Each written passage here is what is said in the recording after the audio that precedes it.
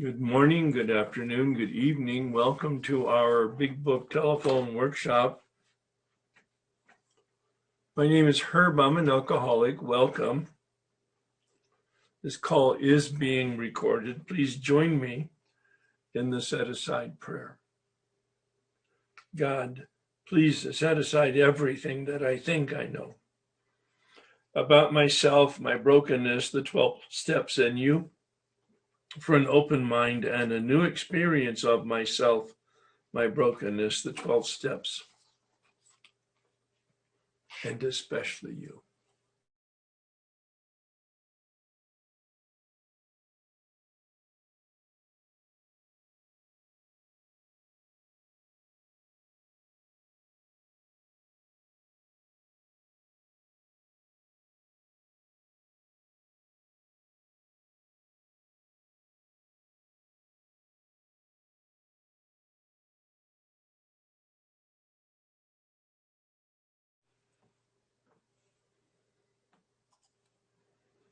Please join me in the Serenity Prayer. God, grant me the serenity to accept the things I cannot change, courage to change the things I can, and wisdom to know the difference.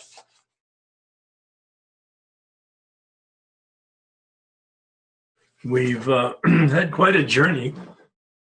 We've taken a deep look at our own problems and a possible solution.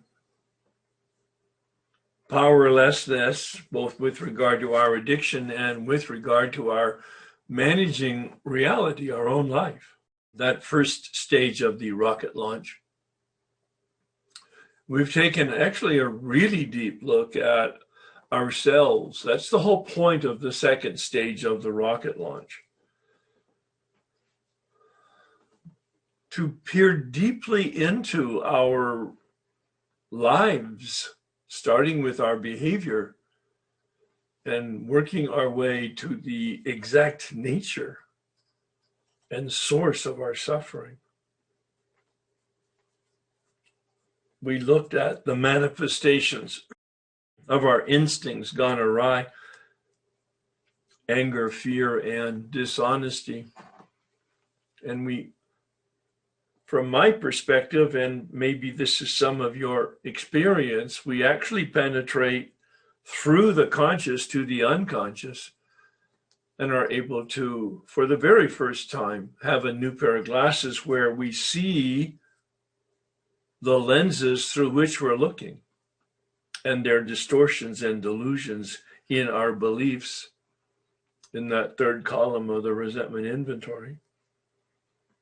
And we see the distortions of our thinking in the fourth column where we look at our motives. They're corrupt motives, not subtle, actually, once we confront them with the tools that are laid out at our feet for this work in the big book and my interpretation of it. We looked less analytically, but every bit as effectively at our fear,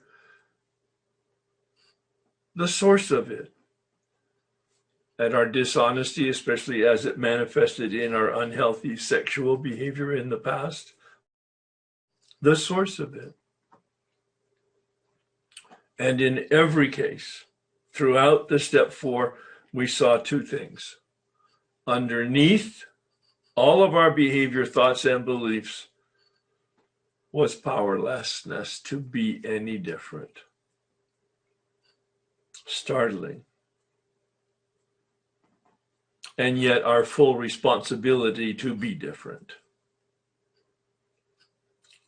And the second aspect was to pray in every component of the fourth step was the suggestion for prayer as the ultimate solution because we're powerless.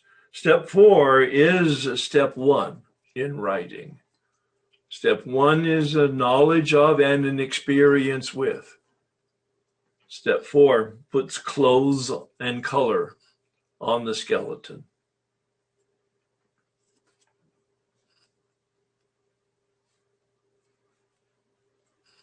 In the conclusion of that second stage,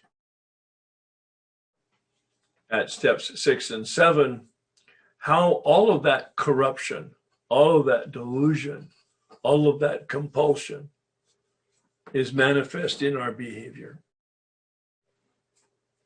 stemming from habits that have been developed that are just unhealthy. In my day, when I was learning about psychology, they called it ego defense mechanisms, defending the ego. Today, with a little more sophistication and a better use of language, they call it unhealthy coping strategies. I really like it. Unhealthy coping strategies. It's just the way we try to survive, maybe even thrive.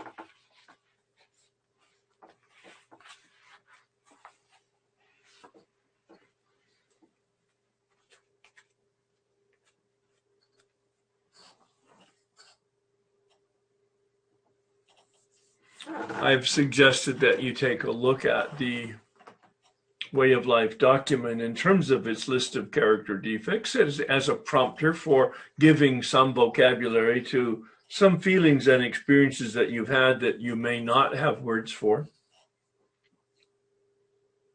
It's completely outside the scope of the 12-step work in the official sense. But it was part of my experience, so I share it with you because it helped me. Maybe it'll help you, looking at the Enneagram.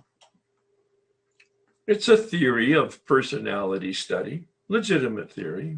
I think it's one of the more practical ones that allows me to see that people are different, and it's biological and psychological structure. It is not to do with up or down or good or bad or healthy or unhealthy at all. It's just different.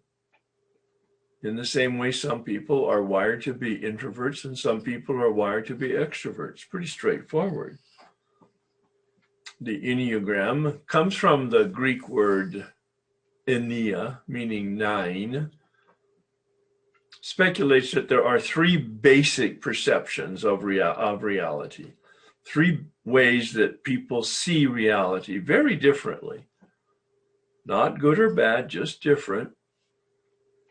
Every one of us has all 3, but each of us has a dominant. I'm not going to do a major teaching on the Enneagram, but just to recap. And each one of those 3 ways of looking have 3 ways of looking, hence 3 times 3 is 9. Ennea means 9 in Greek. And there's a diagram that explains the interaction way beyond what I want to talk about today.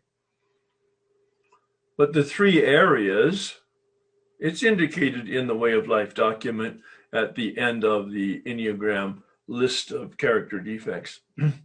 And that's an unofficial list. That's just my review of the literature as I was studying it some years ago. The 3 major ways are from the head, which is a fear-based person. That would be numbers 5, 6, and 7. From the heart, and that would be a shame-based person, a dishonesty-based person. And that would be 2, 3, and 4. And then the final gut person who perceives essentially from instincts, referred to as the gut in terms of just common nomenclature vocabulary. And that would be the anger person, numbers 8, 9, and 1. The only reason I'm giving you that information is to make sense of the list that I have in the Way of Life document. For no other reason. You might want to pursue it more deeply yourself. I found it quite helpful. The complete study looks at the shadows in us. That's its total purpose, to look at the shadows. We call them character defects. Bill calls them instincts gone awry. Biologists and psychologists call it fight, flight, and freeze. Survival instincts. But again, we're as powerless over our instincts, character defects, as they developed, as we are over our addiction, as we are over our resentments and our fears and our dishonesty, as I indicated earlier. And therefore, it's hand in glove with step 7, which is a prayer.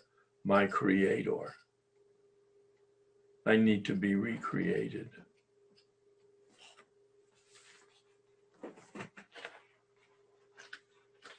All of that has its impact, those character defects, has its impact on other people. And Bill takes us on page 76 after the paragraph on step 6 that just focuses on willingness. It doesn't tell us to make a list of character defects. I suggest that, because the paragraph suggests that we be willing to let them go. And if I don't know what they are, how could I be very clear that I'm willing to let them go? So that's my interpretation of that paragraph, to make a list of your character defects. And then to write out your own 7-step prayer, as again, I've indicated, not to improve it like we did with the 3rd step, not to improve it, but to understand it. One of the understandings, at least from my standpoint, was the appreciation that that prayer begins with a word, my Creator. Which leads me to hope that Bill was thinking that I'm such a mess, I'm going to go to the builder and ask to be rebuilt, to be repaired. And I have suggested not to spend much time on 6 and 7 because, in fact, the underneath and the reality is we're powerless over it.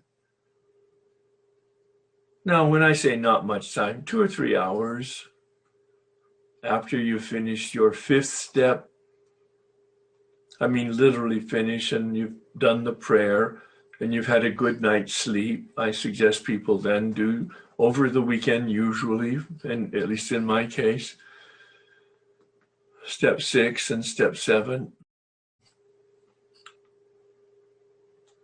But then we come to step 8. Bill, interestingly enough, and I don't have any explanation for it, it's the only time he does it, combines 2 steps at once. He says, let's look at steps 8 and 9. He doesn't do it before this. He doesn't do it after it. He keeps the steps separate, and he could have here. I keep it separate because they're very separate. Step 8 is inventory.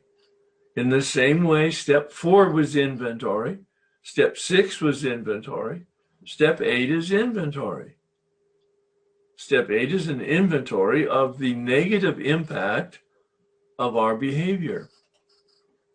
I'm hoping you're hearing that. So many people, when they're asked what's the harm done, they start talking about their behavior. Step 8 is certainly about your behavior, at least as the warm-up act, but that's not the harms. That I stole $5,000, I didn't, but let's just assume in this mythical example, I stole $5,000.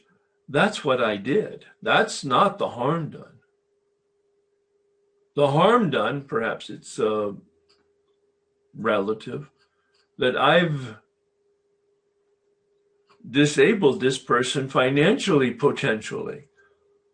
And there were implications of that to them, maybe food on the table at worst, or maybe college tuition for a child, or maybe the inability to do something that would have bettered their life by my disadvantaging them, by borrowing and not paying this money back.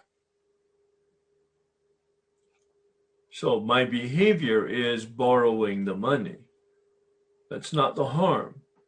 the harm does. What is the negative impact of borrowing the money and not paying it back as promised? That's the single question that you ask in the 8th step. The negative impact on someone or institution that diminished the quality of their life. I like that word, diminish. In fact, I use it in the Way of Life document. It's not in the big book, that word diminish. The word is harm in the big book.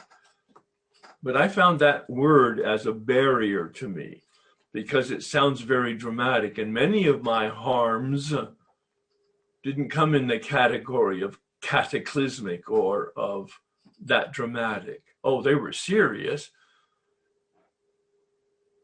But for some reason, I needed to find a substitute word for harm in order to open up the whole closet of negative impact on other people and institutions.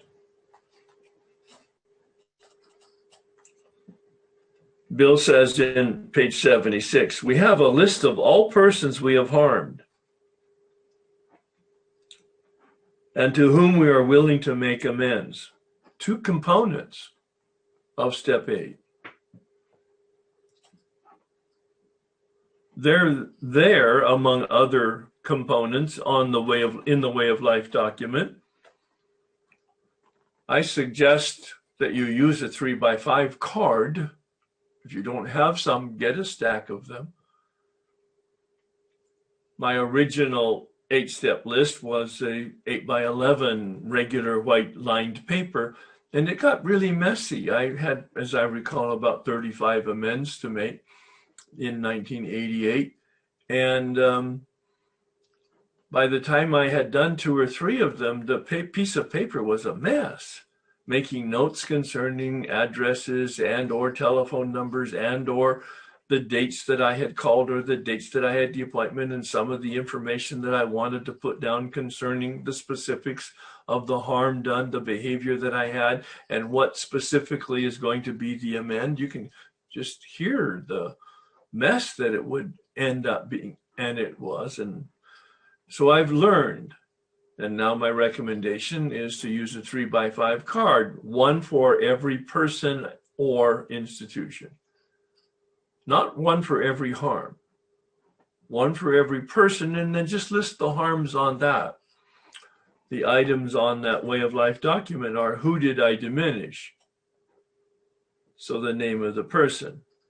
What did I do? So we are looking at behavior. What did I do to create that harm? But the third item is really at the nature of getting to the harm.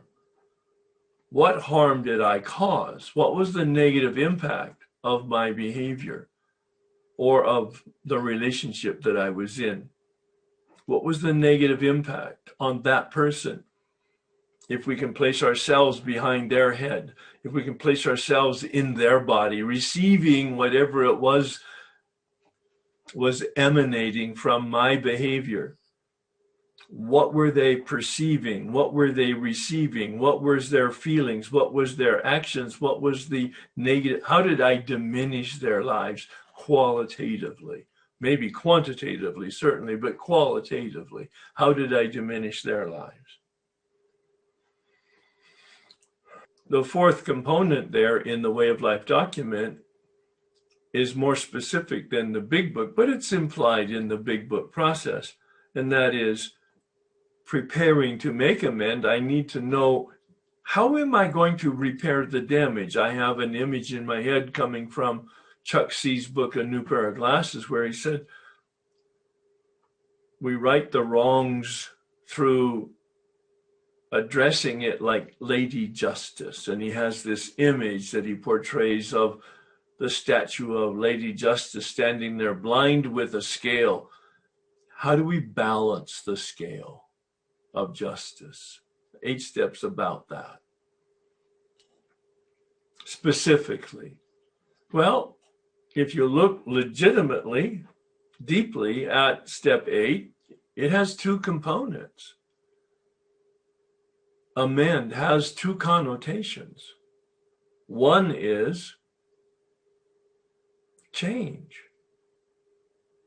if, again, this is fictitious, just as an example. It's not my experience, but it's just as a dramatic example. If my behavior and the harm done was I beat my wife, I didn't, it's just an example. Then if I'm going to make amends, I better stop beating my wife. Otherwise, it's completely insincere. So amend has that connotation that I will change my behavior. At least I will commit to changing my behavior so that I am being a person of integrity when I meet with that person to repair the damage, with full intent on not creating that damage again. But the other connotation is to repair that damage. So it's like two sides of a coin.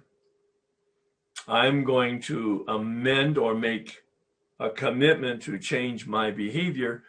And in the process of the 9th step, I'm going to go to every person and or institution to discuss how I'm going to repair the damage. Now, clearly, we cannot change the past. And there are some things that cannot be repaired or fixed in the sense of literally. But every person I've ever met, including the work that I've done, has been able to finish their 8th and 9th step, meaning completing their 9th step of making amends. It may be that the person is dead. I have experience in what you do there, repairing that damage to that person, even though they're dead. People who you cannot find legitimately, and people that you should not find ethically and morally. You can make amends to those people without ever meeting them, without ever making contact with them. It's creative, it's spiritual. It's not in the big book, but it is my experience. I'll talk more about that when we get to the 9th step. You can finish your amends if you're clear on the harm done specifically, and you're dealing with somebody who has experience with that specific circumstance. Not all people have all experience with everything, of course. Bill gives us some examples in the book, pages 76 to 83. Criminal examples, dishonesty examples, infidelity examples. What he's doing there is trying to model how to approach this by establishing some principles, not obviously making a list of every potential situation for every potential human being. That would be impossible. But there are principles here. Rigorous honesty, clearly one of those principles. Humility, one of those principles. The final component in the list in the Way of Life document that goes on that card is, are you willing? That's the essence of 8th step, isn't it? Just like it was the essence of the 6th step. You might be attached to something in the 6th step. It says, pray to be willing to be detached. I'm paraphrasing. You may be frightened and totally intimidated by facing the implications of the harm done. It may have severe financial implications. It may have severe legal potential implications. I have never once in my 37 years of sobriety, never once have I seen anybody harmed by doing a proper and appropriate, well-directed, experienced 8th and 9th step. I have seen people harmed, both the person making the amend and the person receiving the amend, where there has been ignorance or a lack of experience or a lack of good direction. But if people deal with knowledge and experience and follow direction, I do believe that they will bring healing to the person they're meeting with and paradoxically receive that same healing themselves. That's the nature of forgiveness. I've mentioned it several times, this process of forgiveness, a very sacred process, but it is a process, and it begins with that 4 steps, especially 3rd and 4th column. That's where the forgiveness process begins, mildly, incrementally, and then it progresses through and gets, from my experience, completion by the end of the 9th step. By the end of the 9th step. Not by the end of the particular 9th step amend, but by the end of the entire process. Many people ask, well, when do I put myself on the list, and when do I forgive myself? It's a really good question. Just like we talked about in the resentment inventory, do I put myself on the resentment list? The big book says yes, on page 66. Perhaps it was remorse and regret, and then we were sore at ourselves. But I suggested there, as I'm suggesting now, we put ourselves last. My personal experience is I didn't need consciously to forgive myself. That wasn't part of my emotional makeup or my consciousness at the time. But what I discovered at the end of it, especially as I did some work on forgiveness, becoming quite conscious of what the process is, I realized that as I brought healing to other people, as I brought repair to other people, as I brought amend to institutions, I was changed and I was healed and I was forgiven. You know, and when you really take a serious look at the Lord's Prayer, it says that, doesn't it? We are released from our debt to the extent that we release others. And the St. Francis Prayer. We are forgiven to the extent that we forgive others. It's a powerful paradoxical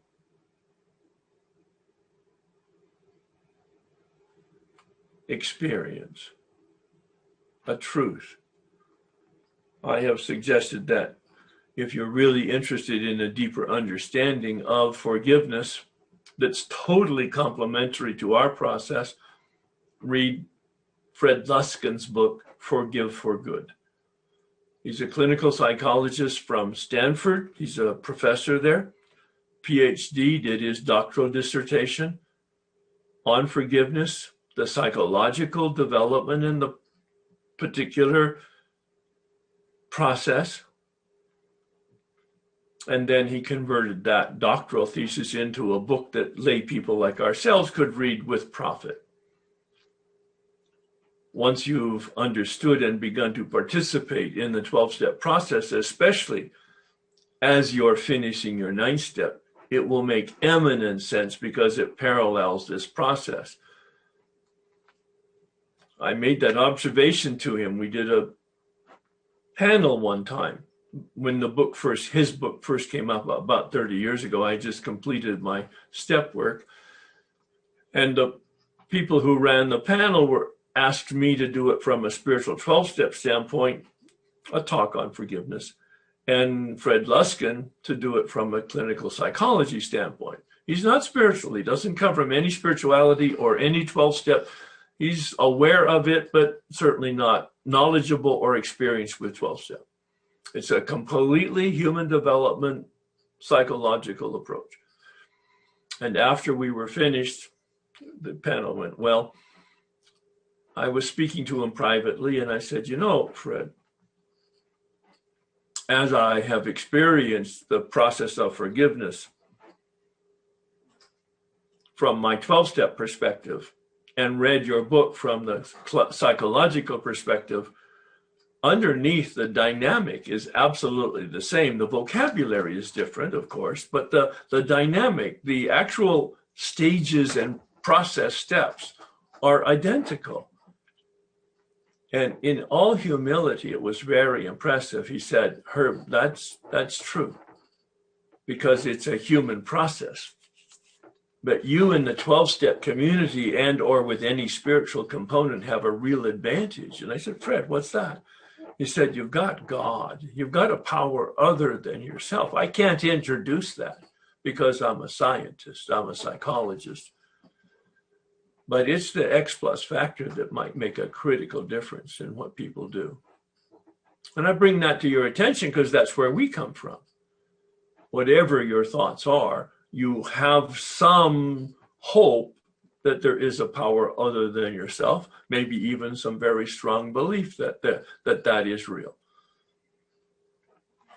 I believe that's the component that makes a huge difference in the experience of this process.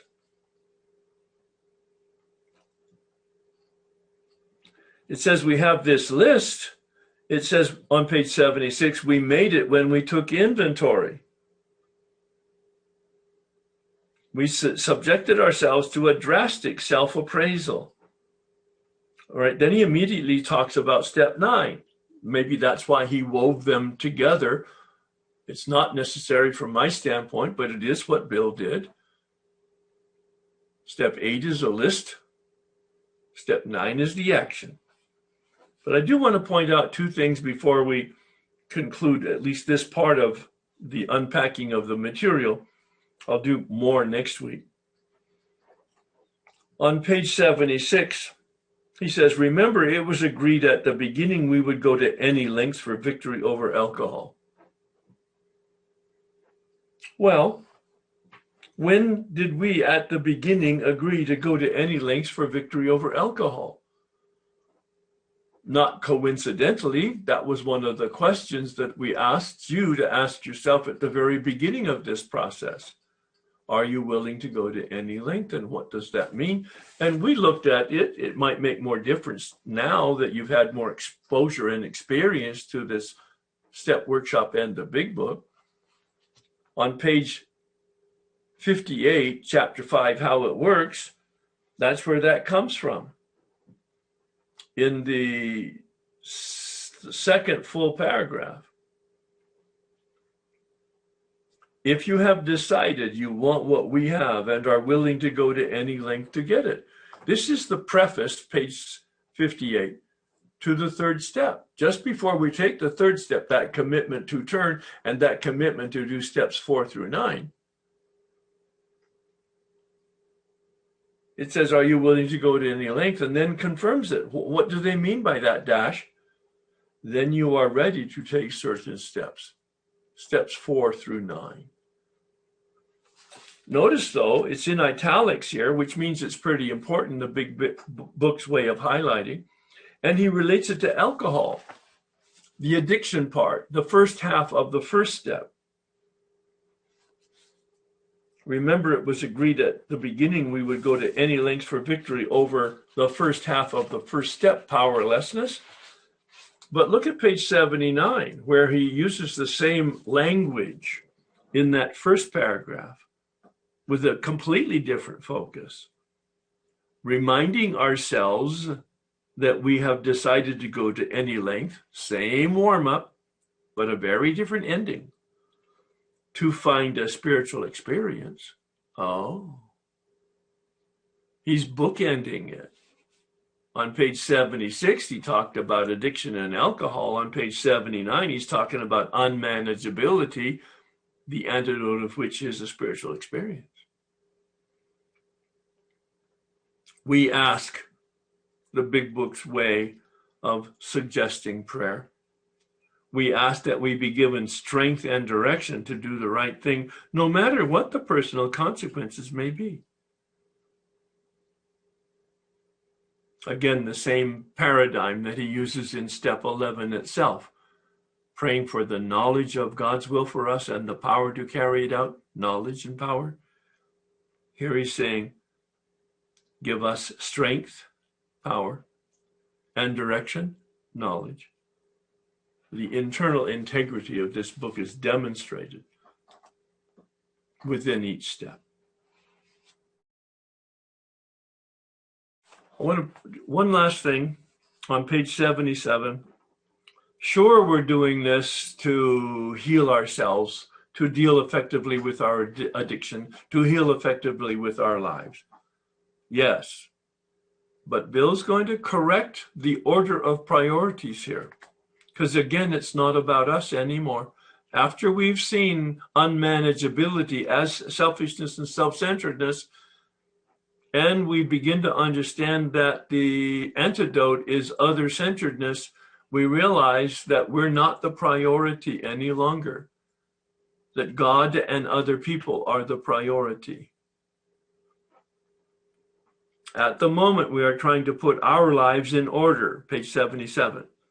But this is not an end in itself. Our real purpose is to fit ourselves to be of maximum service to God and the people about us. This is the turning that Bill talks about in his own story on page 14. Simple but not easy. A price has to be paid. It means the destruction of self-centeredness. We must turn in all things to the Father of light who presides over us all. Steps 11 and 12. I look at that as the spiritual coin, the purpose and the outcome of the 12-step process. To be awake means that I have a relationship with power other than myself in step 11, and I have a relationship with people. In the first half, step 11, a relationship with other with a capital O, and on the other side of the coin, a relationship with people, other with a small o. Our real purpose is to fit ourselves to be of maximum service to God and the people about us. There's a lot more. We'll cover it in the next couple sessions or more. I indicated to you last time to read pages 76 through 83 from the vantage point of step 8. It's all a mush from Bill's standpoint because he combined 8 and 9. But I asked you to read it just from the lens of harm done. Now I'm asking you to reread it, maybe with a different color highlighter, the way we did step 2. Read it with a different color. Read it from the perspective and the lens of step 9. What is he giving us examples, practical examples or principles of making amends, meaning repairing damage, not necessarily about change, that component that I talked about as the first component, because I think everybody pretty much is clear as to what they want to do to change from the negative to the positive. But how do you repair the damage of all that negative behavior? So I'm not asking you to do anything other than read it, pay attention to the examples that he have of amends and examples that he illustrates directly or indirectly with regard to principles, the principles of making amends. Excellent. Right now, I'd like to begin taking a look at where you're at in the step process, your experience with it. Yeah, I mean, absolutely. Just in doing the 5th step, I was able to look my sponsor in the eye and talk about those things. And, you know, the only problem I had with the 5th step was that nun of mine, that sister who was abusive in the 1st grade, and how I didn't know how to do a 4th column on her because I truly didn't have a part in it. And yet I really carried her for 30 years. No, but more than that. That was your part, you see. The carrying, I guess I figured that out. Yeah. That exactly. That I gave her. I stole from the people in my life because I was so in the past with her. Mm-hmm. So is that the right train of thought? It's not about right or wrong, but it's healthy for you to take responsibility. Yes, this nun was probably a very challenged person emotionally and psychologically, and she inflicted it on you. Yes, that is true. But at age 18 or 21, that was just a past experience. And what prevented you from letting it go? That's really the key question, because it served your purpose in somehow. That was the fourth column, right? But I don't, all it did was make me miserable. Well, you held it for a long time because it had a value to you. And so you were able to complain about that, or at least excuse your misery as a result of this past event, and not take responsibility for changing it currently. I just would not let this lady go. Yes. I would not. She was on my amends list. The last person that I made a crucio. I don't know if you know what that is. Yes, I do. So I made a crucio, and I was finally able to forgive her. Wonderful. Yeah. So, but it's just been a wonderful experience. But you know what? For her, I feel like I just scratched the surface, that there's so much more. Well, it'll be interesting what your feeling is about this process when you finish your 9th step on this process. But at the same time, it wouldn't surprise me if you still felt that I've just scratched the surface and that there's more, because there's always more, because there's always more light. Yeah. Yeah. Truly an eye-opening. I'm very glad that I came to this workshop and was willing to trust the process, because I have a hard time with trust. Yeah. You know, it's good for you, but not so good for me, you know, because apparently it is good for you because you exercised it and now you're having a new experience. I am. I highly recommend it to everyone who's listening. Well, how about to the people who aren't listening? This is now your job, to become an evangelist. Okay. You see, carry the good news. Yeah. Yeah, this is the good news. Oh, you're suffering? I used to suffer, but I did this work and I don't suffer anymore. And if you're suffering and you don't want to suffer, do this work and see what happens. That's right. You're not any different. Yeah, exactly. That's really the huge point right there. Right. That's right. Thank you for your help, Herb. And I made a list of my character defects. And just from the top of my head, just like you suggested that we do in the instructions, then I went to the Enneagram, and I was amazed. I'm really amazed. At what? Out that I am a 2, 3, 4 shame, dishonest based person. Yeah. And it was just, and when I say amazed, the character defects that I wrote down about myself were in those 3 areas. And this is the other thing, Herb.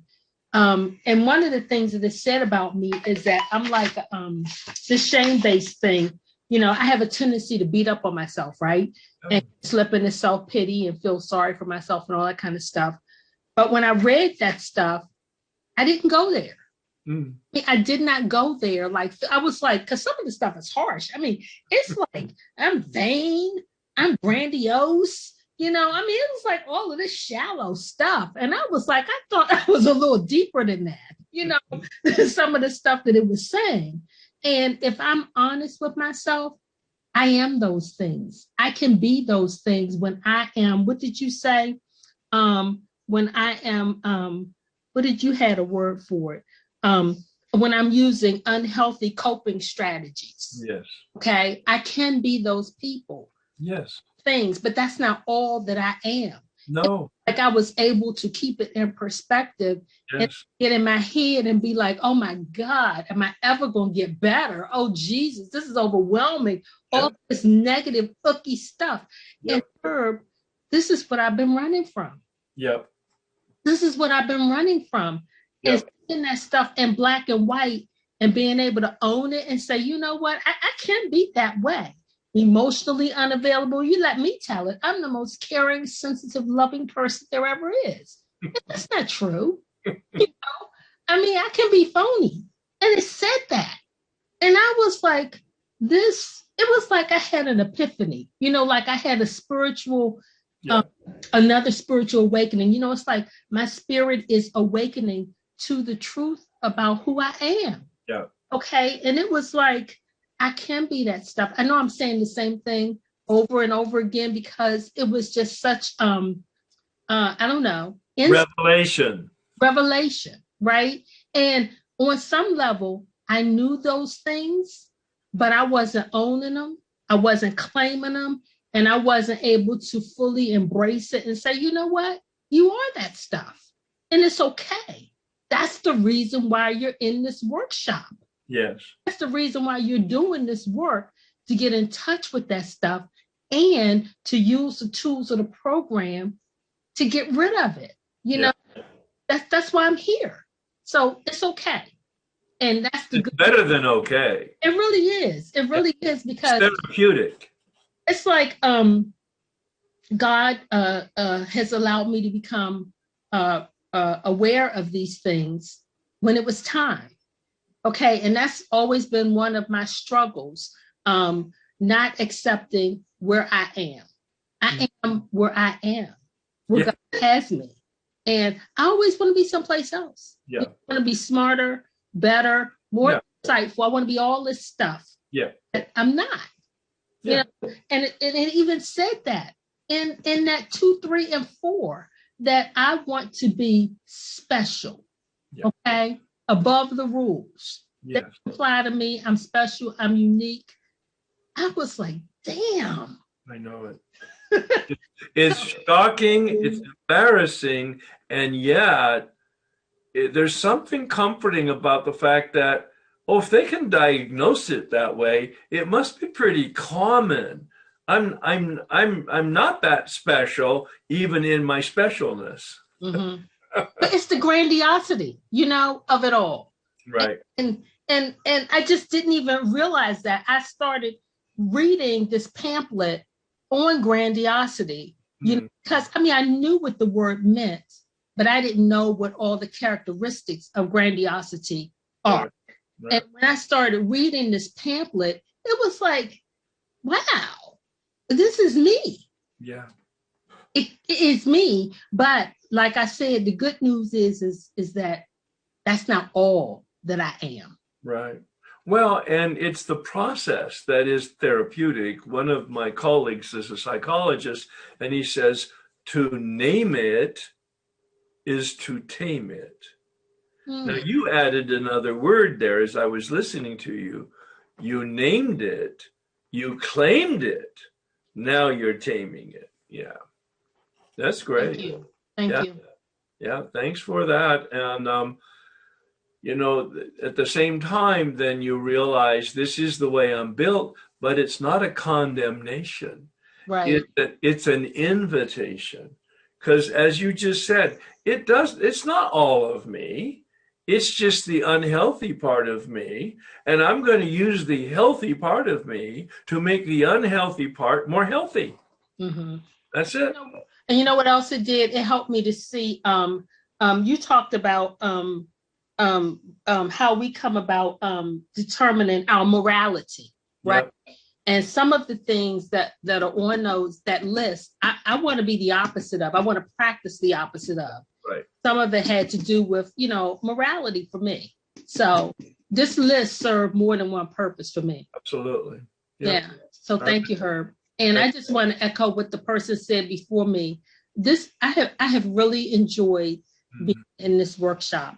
And I can count the number on my hand of the times that I've missed, because it's very important for me to be here. And when I miss, I listen. Yeah. I go back and I listen to what I've missed, because it's so rich. Yes. I don't want to miss anything. I want to, suck it all in. So thank you. And then I went through the character defects and I came up with 23 from columns 3 and 4. Yeah. And I was just going to ask you a suggestion where to find the rest of the character defects. Like your heart. I could in my heart. Okay. This is not a treasure hunt outside of you. Yeah, okay. It's the treasure hunt inside of you. Mm-hmm. It's not about a long list. It's about an accurate appraisal of your own sort of deficiencies or unhealthy coping strategies, as we've said. Yeah, yeah, go ahead. No, go ahead. Well, yeah, I thought that it looks pretty complete, and I did have one question from it, like with the codependency is one of my character defects. So, but under that, I've listed, the characteristics of codependency, like controlling, interfering, gossiping, critical, dishonest, manipulative, hypocrite, and not transparent. So I would imagine it's a good idea to take each one individually, because the more accurate you are, the better you can understand the behaviors, eh? Is that? I don't see any downside to it unless you start getting too perfectionistic. Like, if I really understand it, it's going to go away, or I'll control it. That's true. Because you're not going to control it, and it's not going to go away because you understand it. Mm-hmm. The whole emphasis I've made, based on what I believe the Big Book presents us, is that we're powerless over this defect, this source of our suffering. We are responsible for how it manifests in our behavior. That's really the point of 6 and 7, that I can name it, I can analyze it, I can talk about it as a source. I just can't change it as a source. But in my own case, and I'll be very specific, my character defect was infidelity. At 4 years of sobriety, I did this work and I saw the truth, and I had a willingness to be changed. I made a commitment to pray every day specifically for the removal of the source problem. But I talked to this man on a daily basis about how I was doing actually practically on a behavior basis. So I was praying because I was powerless, and I was accountable because I'm human. And the combination of those two things changed me. The behavior, as I've mentioned before, changed within 48 hours. And the inclination, the character defect itself, didn't go away for about 2 years. Yeah. Yeah, so it's not an overnight thing. Yeah. Well, not in my case. It might be for other people, and it might be random in their own selection. All right. In other words, I don't know how grace is going to impact you. Yeah. Yeah, I just thought that when I went to do that worksheet on the character defects, individually separating them out might make it more clear, which I guess I know I'm looking for.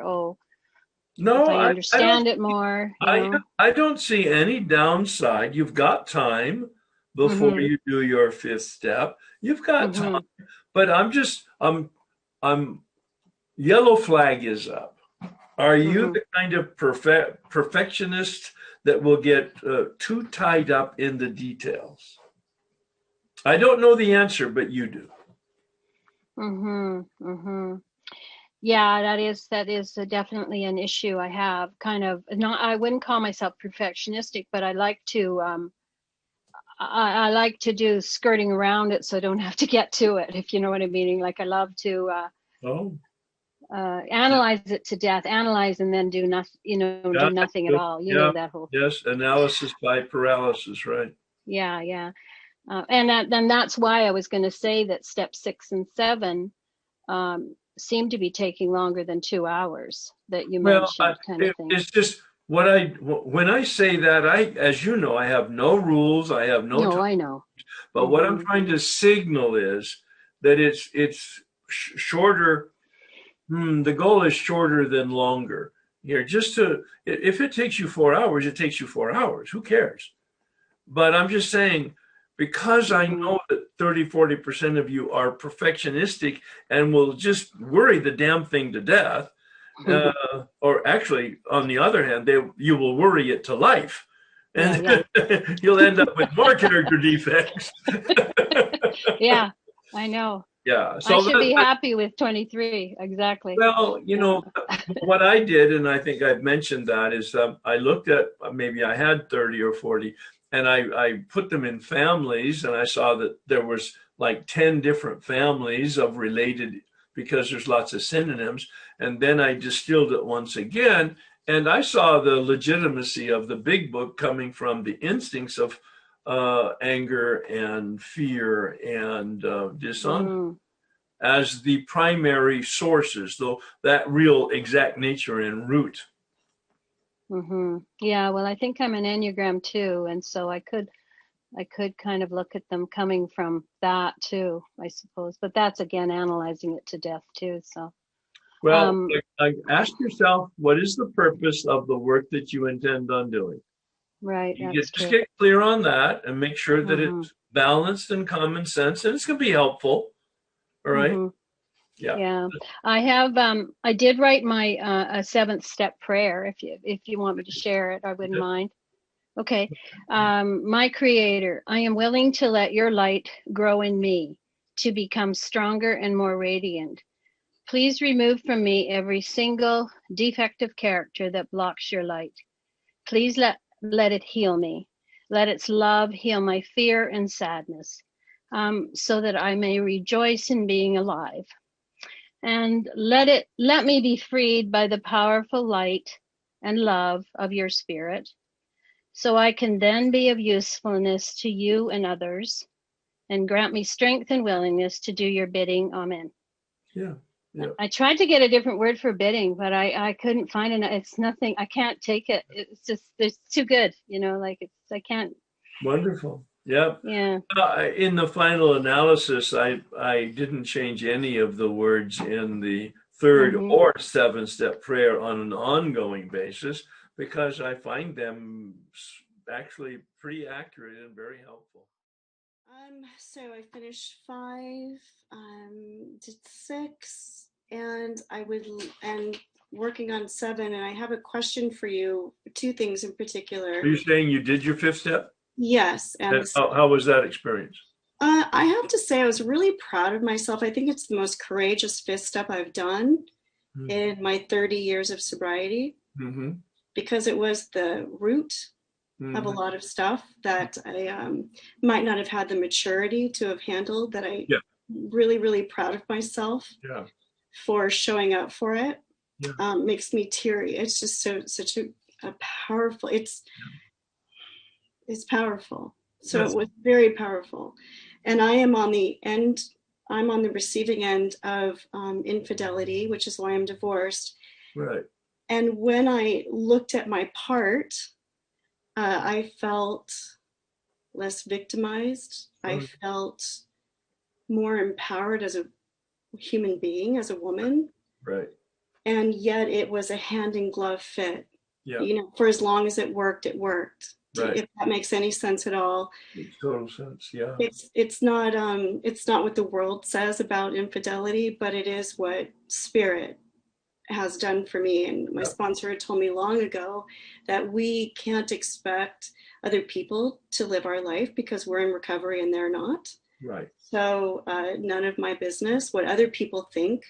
Right. My business. So what I felt like, I felt good. And when I went to go do the 6th step, I felt very light and grounded at the same time. And then something happened. And I'm not quite sure what it is. It's almost like the freedom to have these defects of character be alive instead of pretending. I'm an Enneagram 3, so I'm all heart. And I used to be really ashamed. I wished, and in my inventory, I found that I would pick women who were really boisterous and loud and CEO, not that CEOs are those, but I mean, just really powerhouse women. And I would be the one who was more quiet. And I'd be like, well, what she meant to say was, and I thought that was a bad thing. And what I'm seeing is that there is a huge place for somebody like me in this world. That's kind of what I've gotten so far. Yeah. And there's going to be more healing as you do this work. Yes. I'm hearing the healing at the deepest level. Yeah. So a little bit, we had our group meeting, and we were using the character defect worksheet. And prior to this meeting, I was feeling irritated because what this worksheet offers is to have a behavior that's opposite. Yes. And if I have used, and I literally in the Enneagram on the defects of character in 3, I have all of them.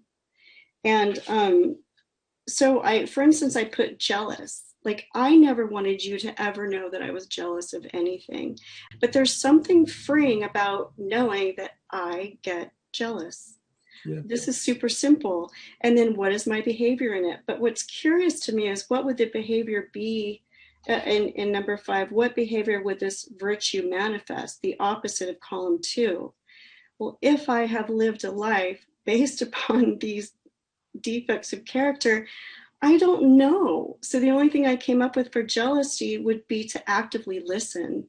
And instead of being a phony happy for you, maybe I can just sit back and listen. And if I truly am happy for someone, I'll go, wow, that's amazing. And if I'm not, maybe I just listen. So the opposite of jealous is happy that they have joy in their heart. Yes. Well, you just said it. Yes. Yes. Yeah. But I've lived a life, if I've been not actually authentically feeling happy for them, sure, bullshitting my way through the whole thing. Yeah, that's socially protocol. You know, the culture is very plastic. Very much so. And yeah. I'm not going to lie. I think before this inventory, that worked fine for me. Thank you very much. Well, at least you think it did. I thought it did. So what I feel like is the tree's been rattled, the leaves have fallen, yeah. And I'm looking back up at the tree, and the light's coming through. Yeah. It's not as dense, but I still feel this immense healing going on. I don't necessarily feel free and ready. And quite frankly, if you ask me, like if I had to do a step to make amends to my ex-husband for that stuff, if I would have been like, no. But now I'm like, just go back to the resentment prayer. It's not, I don't feel stuck. I feel like, wait a minute, I have tools. Yeah. So I'm going back to the resentment. At least I'm willing to look at the areas that I might have caused harm. Yes. Yeah. Whereas when you're in full resentment, it's like, let the son of a bitch die a slow death. I was hoping syphilis or something like that. But I want to be honest too, is like, the people that were on my 4th step that I did my 5th step with, these are the people that I've really played small with. Mm-hmm. So the requirement, I'm so glad that we have a reprieve and we're not on the 9th step yet, because I need a little more armor. I need a little more practice discovering mm-hmm. this voice and this power greater than myself. Yeah. And I'm a little fragile. I'm not going to lie. I feel a bit fragile with it all. Well, and the 8th and 9th step takes the longest usually, especially if it's the first time or it's a new refreshing time that you're looking at it. My recommendation is to start with the very smallest, almost innocuous ones first. And then as you get progress with doing the 9th step, both the words, the gestures, and the feelings, that you take on the more substantive ones and don't do the hell no ones until the very end. And I do believe everybody that does it that way progressively comes to the hell no's, and they're going to go, well, hell yes, I want freedom more than I want the son of a bitch to die. Yeah. Yeah. Right. So I'm glad. And this worksheet, I was going to gloss over it. I wasn't going to do it, but I think it's a stretch. Mm-hmm. It's a stretch to give those character defects yet another flavor mm-hmm. or another insight, or just to go, oh, okay. Well, as somebody said, I don't think it was on this call, but they said, I have this, she was talking currently, I have this deep sense of fear. Who will I be without my character defects? Yes. I have no idea what's on the other side of that, and it's intimidating. Yes. It's incredibly intimidating. I would echo that. I would steal that sentence right away. And I would say it's almost as if I, in my own delusion of myself, have polished them and put them up on shelves. Oh, you've raised them from babies and now they're mature and you've added epaulets to them. Oh, and you salute. Yes. Yes. So anyway, so I'm really looking forward to getting to know me. Yeah, the real you. Yes. Not the phony, not the fake, not the political, not the social, not the person that's accumulated all of this Hollywood storefront. Yes. No, it's being dismantled. It's kind of like, whoa, the phoenix rises out of the ashes. Yes. And just be patient with it. There's no rush. And I'm saying I've always said that, but I really mean it with regard to steps 8 and 9. Sacred work, probably the most difficult work to do properly, in a healthy way. And we'll talk more about the 9th step when I get there, but it's really about getting experienced guidance. That's my concern. The people I've surrounded myself might not have the experience that I need. You reach out.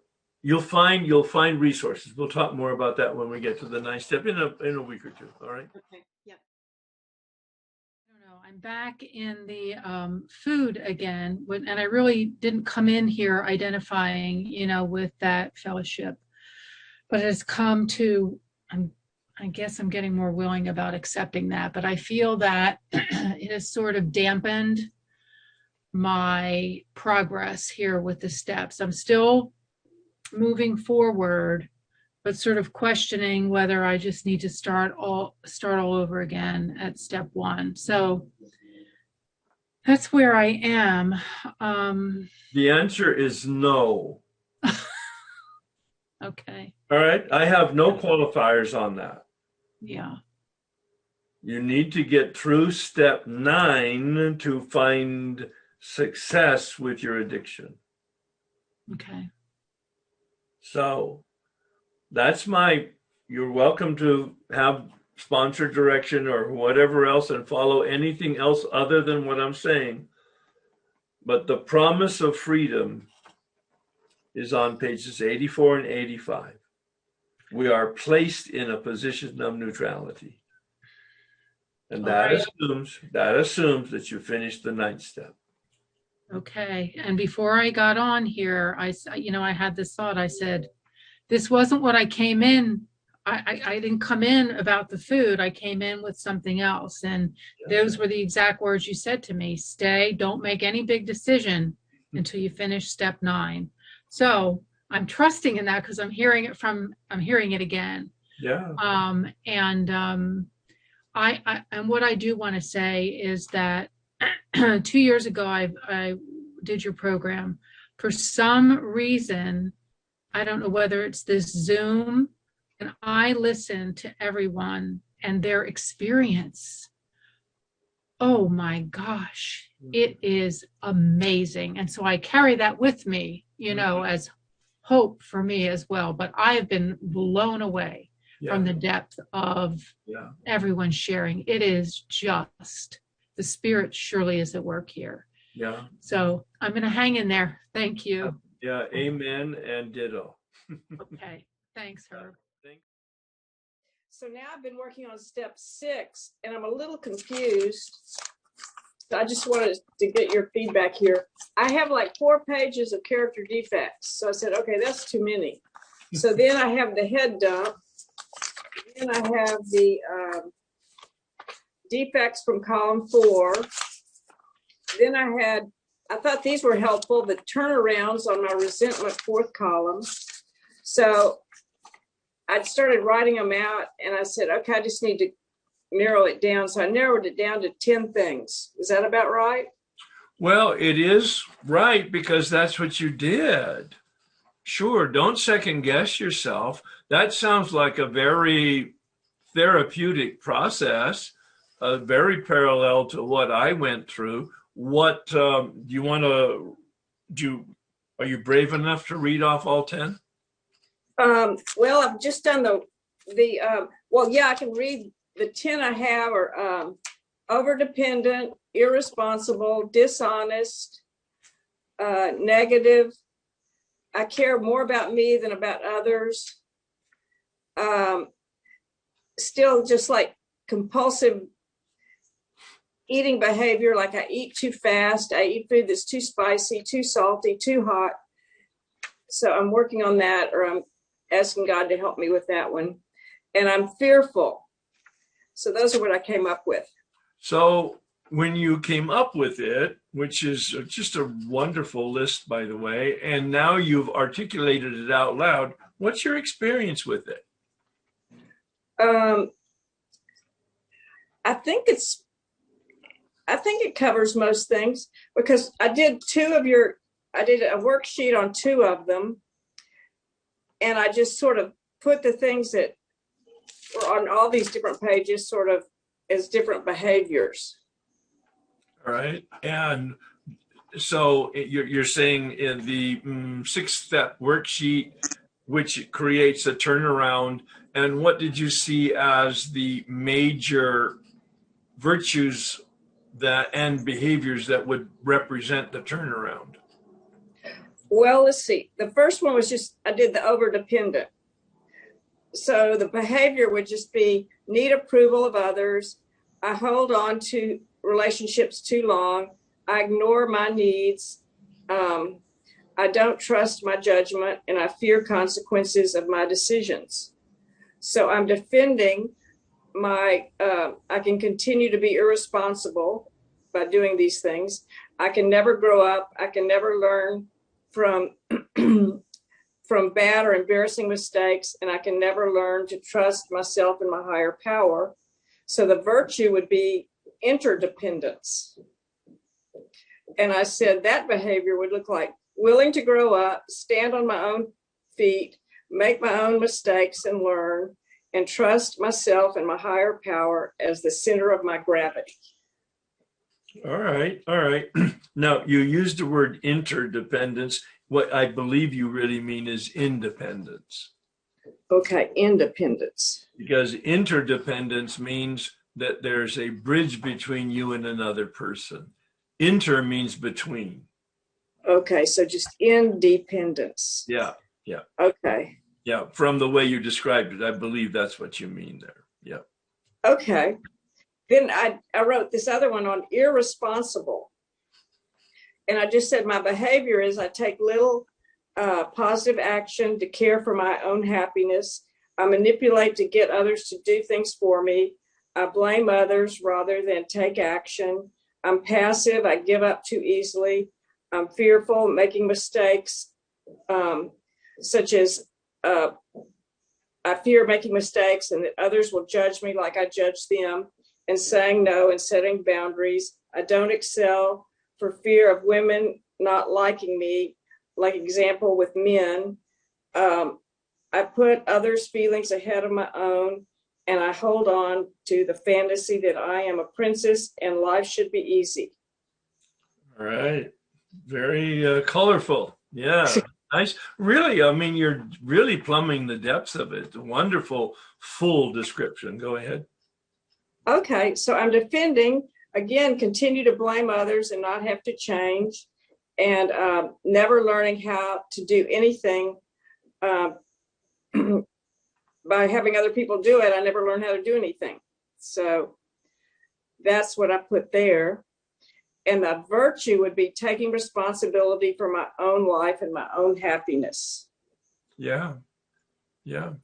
And how would that manifest in behavior?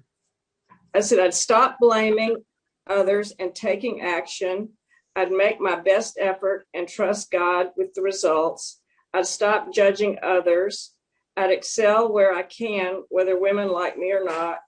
I'd be honest, protect myself by saying no and setting boundaries, and give up the fantasy that life is not always easy. And I give up the fantasy and just realize life is not always easy, and learn to live and learn. So what's your experience with writing that, which is just a wonderful, full sort of evaluation and insight from my standpoint, and now reading it out loud?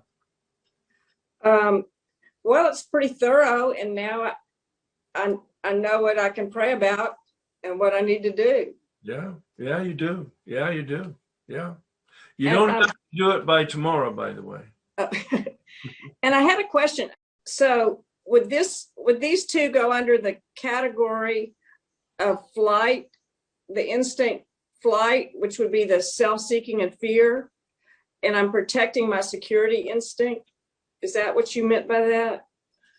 It sounds to me like that's what you're resonating with, because, I mean, it's really up to you as to what you feel is, and it, you know, it's probably helpful to kind of know what the source is, but it's really your decision as to how you that seems like what you picked out, right?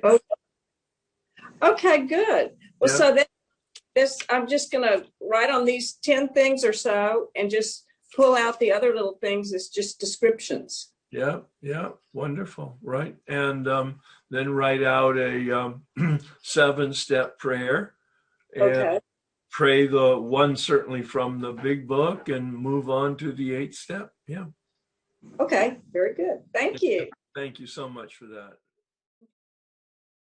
A few weeks ago, you and I had a discussion on a character defect, which I thought was defensiveness. And at the end of our discussion, you said that was a symptom, that I really had to work on what was the defect and to put a plan into action to do that. This is 7-step work. And part of that plan should be, I shouldn't say should, I will say should, include an accountability person. Sure. And to first journal or scribe it out every day when I find myself being defensive, and then scribe it out and then report. So I would like to report, if I may. No. Okay. Good. So, first of all, thank you. It was a model of how to give me and everybody else context as to what it is you want to share about. So thank you so much. I'm just reinforcing that. Go ahead. Oh, okay. Thank you. First of all, you had said that there was something underneath there that was a character defect. And I'm believing to think that it is self-centered fear mixed in with shame. And that demonstrates or as defensiveness, and don't tell me what to do. Why are you judging me? But as you pointed out, and this has been so helpful, I'm judging the judger. I'm judging the judger. So we kind of neutralized, that's been wonderful. But so I got my plan. And I have my AA sponsor, my FA sponsor, and my 12-step therapist, all who are my accountability. So, among the three of them, I don't know if that's overkill, but it's fine for right now. Yeah. And they're, they'll all maybe give me different, I'm hoping. And it's only been 2 weeks, but I must say I am pausing, pondering, and praying before I react. I mean, I have that awareness. I've accepted that in me, and I want to do the action. And I keep remembering, what you said. Within 48 hours, you were able to get rid of the behavior, but it took 2 years or whatever, whatever it was, to get rid of the thoughts? Inclination. Okay, the inclination. So I'm not being hard on myself. This is, I'm a work in progress, and I'm very happy that I have a plan.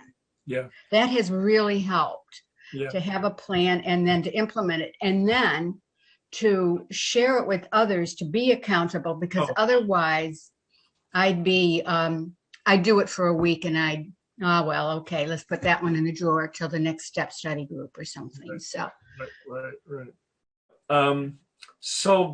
Thank you. Wonderful. Going back to the first part of the conversation, you said fear and shame and judging that conversation.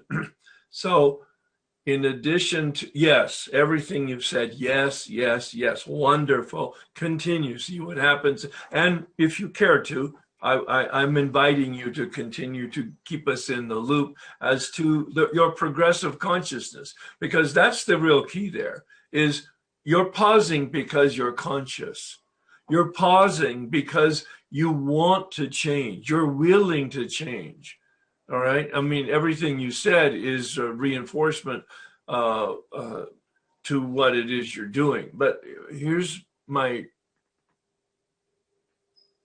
incremental suggestion, and that is asking yourself, so what am I afraid of? You said, I have a fear and a shame and some other words, but I think there's another little bit of level down underneath that, because the whole concept of defensiveness, what are you afraid of that you're defending? So underneath there's still something I think that's going to help you when you clarify it. okay. All right. I will pray. I will keep. Yeah, add that to your awareness, your intention. I'm not saying do anything specifically, but just have that as a component, like challenging it. Thank you for that suggestion. I will take that. Thank you. Thanks, sir. I too have always been really defensive, and I take things personally. And I know that's part of my that there's a fear there. And I'm dishonest because I'm afraid that I'm going to be judged or censured or exposed. Yeah, exposed. And then I'll be shamed, you know. So what are you afraid is going to be exposed? You don't have to answer. That I can be wrong, that I'm not always right. And that hence is the reason that you are dishonest. Yes. And that's why you do take it personally, because you think they're making you wrong. Mm-hmm. Yeah. So is that what I'm defending?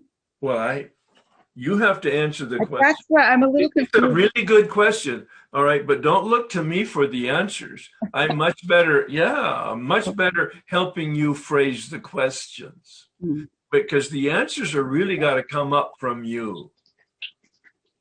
I really don't know what you're defending. I could speculate, but that's not going to be very helpful. It's really I guess what you just asked me was, that's what I'm defending. I'm defending myself from feeling shame. All right. But the feeling of shame is a symptom. It's coming from someplace. And you did say, so I'll repeat it, I have a fear of being wrong. When I actually see I'm wrong, or others believe that I'm wrong, even though I don't believe I am, shame comes out of that. So shame is coming out of it as a symptom of the underlying I am wrong, or I am perceived as wrong. There's two different ways that you could react. See, I am wrong, or I am perceived as wrong. In both cases, you're going to have this defensiveness. Right. All right. But then underneath that, I mean, it sounds to me like a lack of personal confidence where you live. That's just what I was going to say. It comes from my feeling that I'm not okay. There. I have this big underlying feeling that I'm there. not. Bam. You see, at least at this level of our conversation, that's what you're defending. Yeah. Okay. Oh, well, I mean. I get it. No, I get it. Yeah. Yeah. Yeah, that essentially I don't believe I'm okay, and I want to be okay, and I want you to see me okay. So, God damn it. Right. Yeah. I mean, that's another thing that I've carried all my life that makes me suffer. It makes you suffer. Yeah. Yeah. And I really would like to. Yeah. Really like my higher power to remove that, but I don't know if that's. So it's wonderful to pray specifically that 7-step prayer for the conversion transformation of that. But from what to what? You've defined from what? A lack of self-confidence. What would in fact be the virtue that would be opposite? Feeling that I'm okay just as I am. Yes. Warts and all. And yes. Oh, nice. Actually, that's really the legitimate part is I'm okay, even though I'm really not okay. I have warts, but right. I'm okay with my warts. That's brilliant. That's a great insight. Yeah. Yeah. That's what I want. Yeah. Yeah. Yeah. Because I know nobody's, I mean, I'm just another human being, and I make mistakes, but it's like I can't make mistakes. All my life I felt like. And you could probably, I'm not a therapist, but you could probably trace that back to family of origin where you weren't allowed to make mistakes or to be a mistake or to be imperfect. And that could have been father, mother, grandmother, grandfather, or whoever, but it doesn't make any difference because here you are. Right, here I am many years later. Yeah. Still feeling that way. Yeah. And operating, and my behavior is manifesting from that. Yeah. So again, I'm going to add to this. Okay. As I kind of like have senses and awarenesses and feelings when I'm talking to each individual. And when it comes to me, I just want to say it and see if it resonates with you.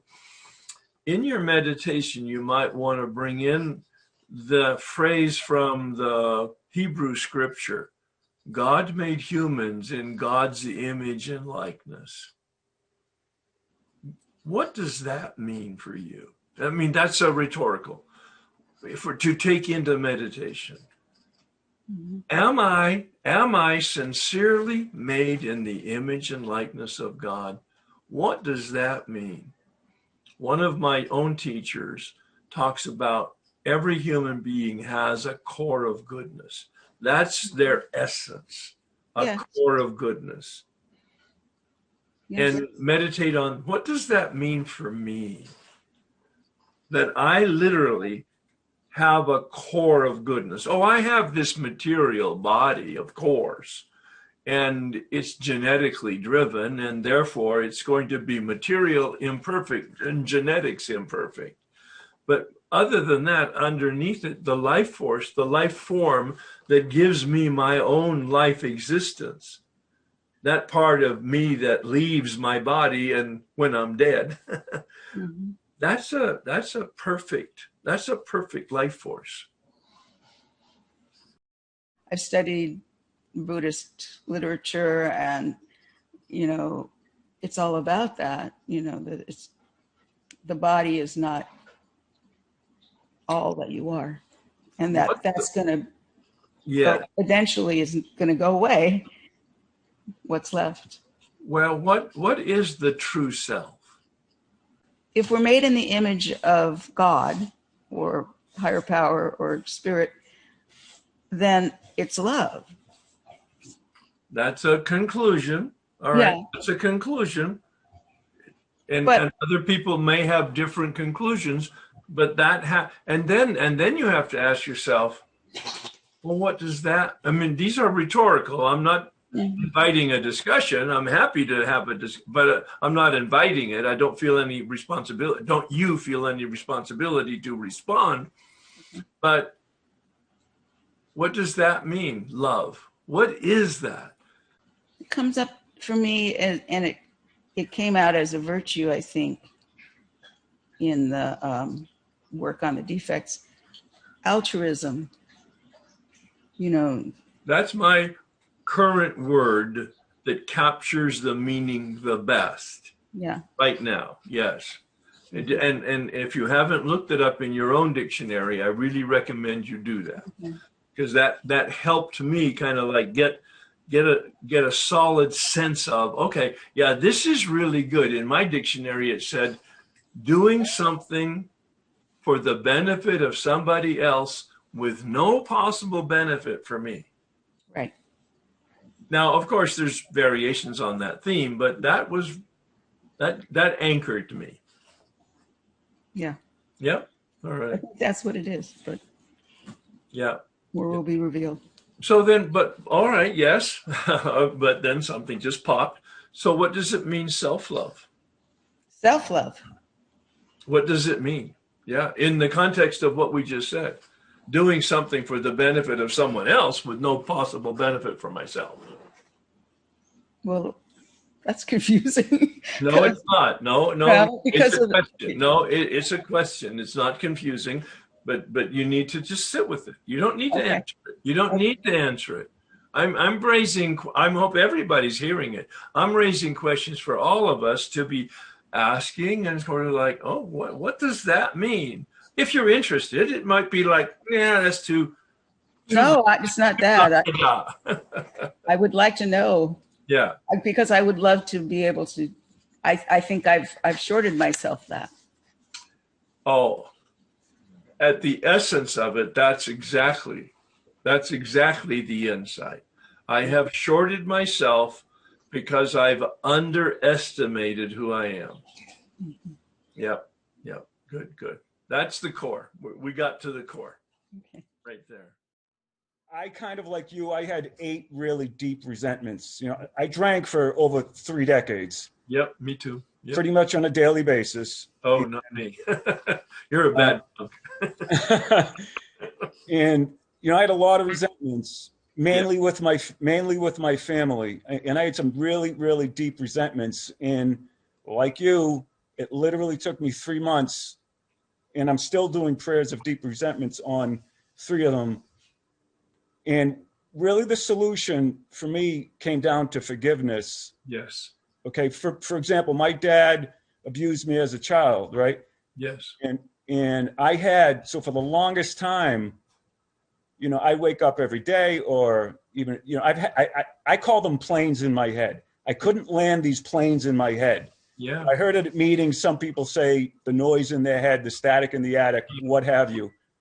And then I was talking to my wife one day, you know, and I tell about these prayers of deep resentments that I'm doing.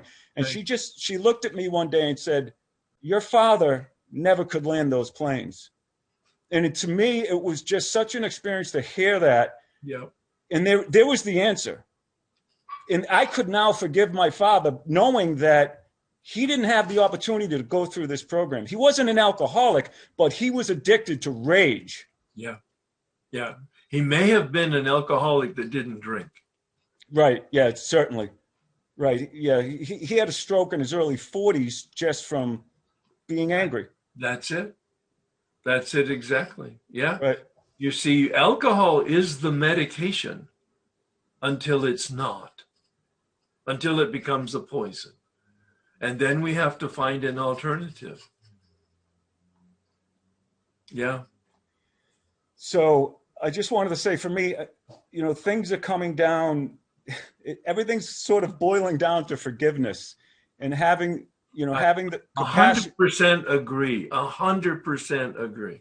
Okay. And so if you've got a couple of minutes, can I just talk about one situation? All right. Thank you. So right now, and I'm talking with my sponsor and with this one situation in particular, and I don't want to build a resentment on it. So, you know, I'm trying to work through it on a daily basis so it doesn't form into a resentment, but I'm having some real problems with it. And, you know, my sponsor's pretty tough. He'll say, didn't we just discuss this? Whatever, you know? And right. So, and he said, the answer is acceptance and to trust and rely. And he said, you can't accept unless you trust and rely first. but every morning I wake up, my brain is racing, and I got to go through meditation. I got to go through prayer, and I got to practice forgiveness. And I'm just wondering, and I'm just going to throw it out there. Do you have any suggestions? Yes. Okay. It sounds to me like you're attempting to bring solutions to a problem that hasn't been identified. Okay. Right.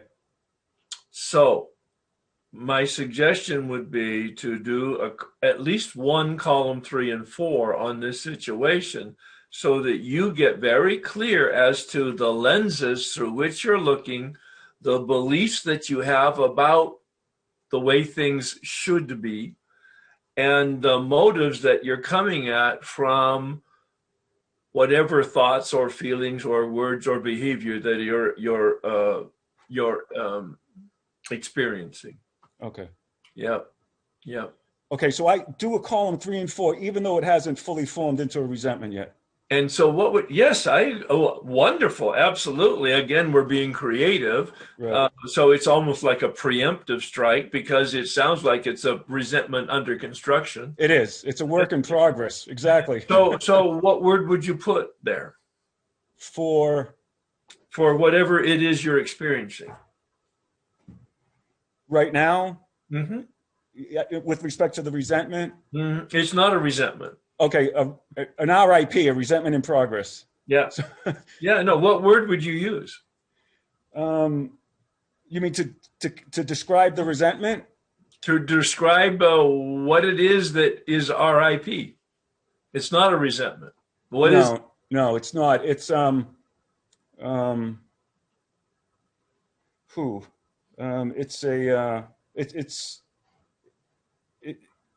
it's me trying to control the situation I can't control. Yes, that's true as an external description, even internal description. But what's the word that comes to me comes from the 10th step. Anytime I'm disturbed, there's something wrong with me. Right. The spiritual accent. Use that word, disturbed. Okay. This is a disturbance that hasn't quite hardened yet. I don't know whether it's anger or fear or shame or whatever the annoyance is, but it's disturbing you clearly. Oh my goodness. And so why don't you do the 3rd and 4th column on the disturbance, but be as specific as you can be about your thoughts and feelings and behaviors when you're doing the column 3 and 4. Okay. Yeah. Thank you, sir. Yeah, well, no, thank you. And again, as I've invited, whenever I step outside of the normal proscriptions, and my own experience, I would love feedback from you. As I've invited the others who are going to do some creative work, give me certainly, but give us all the feedback to kind of like say, okay, did this work, number one, because it's an experiment, and number two, and if it does work, what was your experience with it? I certainly will. Please join me in the Serenity Prayer. God, grant me the serenity to accept the things that cannot change, courage to change the things I can, and wisdom to know the difference.